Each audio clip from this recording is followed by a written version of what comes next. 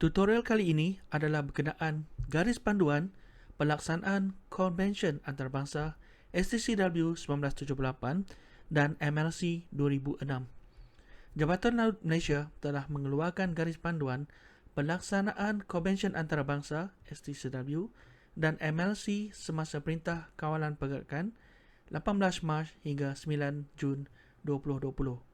Tujuan garis panduan ini adalah bagi memastikan kelancaran pelaksanaan STCW dan MLC yang dihadapi oleh pelaut dalam aspek dokumentasi mereka. Seperti biasa, kita akan memulakan tutorial kita dengan membuat carian di Google.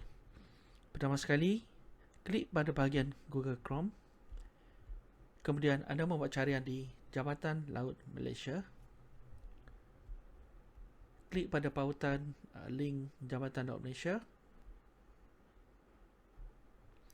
Pihak Jabatan Laut ada mengeluarkan banner berkenaan dengan Perintah Kawalan Pergerakan Bersyarat yang tertera pada banner mereka, Garis Panduan Pelaksanaan Konvensyen Antarabangsa MLC dan STCW. Anda klik pada bahagian Awam, kemudian scroll ke bawah dan cari bahagian untuk pelaut.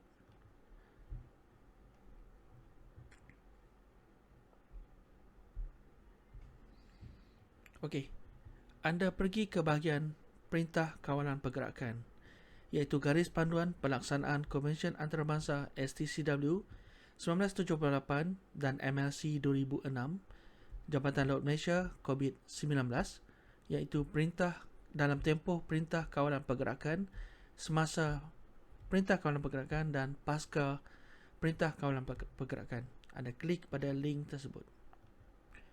Ini adalah memo garis panduan pelaksanaan Konvensyen Antarabangsa. Di bahagian pendahuluan berkenaan dengan wabak coronavirus yang menjadi pandemik oleh Pertubuhan Kesihatan Sedunia. Dan di bahagian objektif pula adalah tujuan garis panduan ini dibuat adalah bagi memastikan kelancaran akan perkara-perkara di bawah seliaan Jabatan Laut Malaysia, khususnya pelaksanaan Konvensyen Antarabangsa STCW serta pindaan dan MLC serta dengan pindaannya.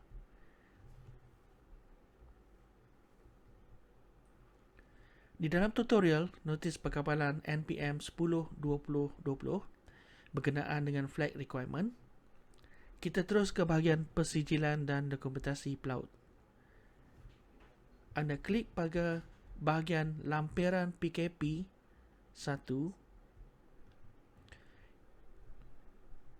Lampiran ini sebenarnya adalah secara detail berkenaan dengan NPM 10/2020, di mana ia berkaitan dengan kad pelaut, Seaman ID, yang diberikan pelanjutan sehingga 3 bulan, berkenaan dengan Marine Medical, diberikan juga lanjutan selama 3 bulan, COC juga diberikan lanjutan selama 3 bulan, COR untuk pelaut asing perlu menjalani proses permohonan pembaharuan. Bagi tempoh pembaharuan akan diberikan selama 3 bulan jika tidak mengikuti kriteria yang diberikan, ataupun setahun, yang mana tempoh kebiasaan untuk COR adalah setahun. Bagi sijil COP, sijil kecekapan pelaut, akan diberi maksimum sehingga 6 bulan mengikut notis perkapalan. Bagi perjanjian anak kapal, mana-mana pelaut di atas kapal COC atau COR yang telah dilanjutkan dari tarikh tamat, permohonan pelanjutan perjanjian anak kapal melalui sistem akan diselaraskan. Jika perjanjian anak kapal tamat pada waktu PKP, sama ada ia melibatkan anak kapal yang dilanjutkan COC atau tidak, perjanjian tersebut akan dilanjutkan selama 3 bulan. Untuk ujian peperiksaan lisan ataupun oral examination, semua tempoh sah akhir ujian peperiksaan lisan pelaut Malaysia yang jatuh pada tarikh PKP berkuat kuasa dilanjutkan secara dasarnya selama 6 bulan dari tarikh tersebut atau sehingga 31 Oktober yang mana lebih awal. Bahagian ini pula adalah proses sistem dokumentasi untuk pelaut asing. di mana ia menerangkan lebih terperinci berkenaan dengan COR. Proses COR kebiasaannya bergantung kepada Marine Medical, pelaut tersebut, ataupun COE, iaitu Certificate of Endorsement untuk COC pelaut asing.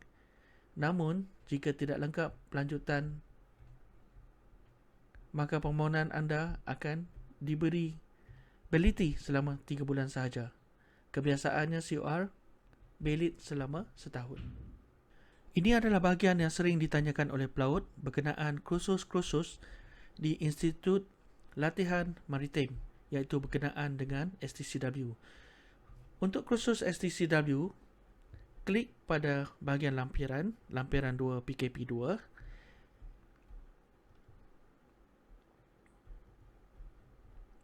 Pada bahagian garis panduan untuk kursus Institut Latihan Maritim, mereka dibenarkan untuk proses pembelajaran dalam talian dan latihan serta amali akan disambung setelah tamat tempoh PKP. Berikut adalah kriteria yang perlu dipatuhi oleh Institut Latihan Maritim. Jadi, kita nantikan pengumuman daripada Institut Latihan Maritim sama ada melalui Facebook ataupun laman rasmi web mereka. Ini adalah bahagian pelaksanaan MLC 2006. Untuk melihat lampiran yang disertakan, klik pada bahagian lampiran PKP 3. Ini adalah garis panduan yang perlu para pelaut tahu. Bahagian ini saya serahkan pada anda untuk baca dan memahami apakah yang perlu dilakukan oleh syarikat anda dan apakah hak anda sebagai pelaut.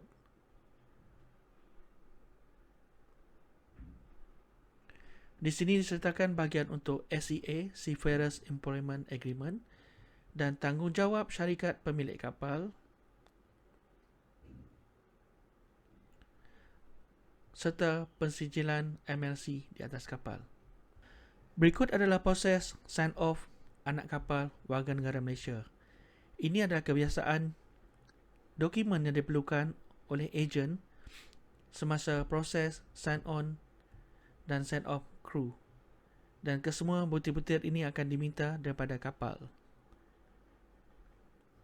Ini adalah proses biasa yang kita lakukan sebagai crewing.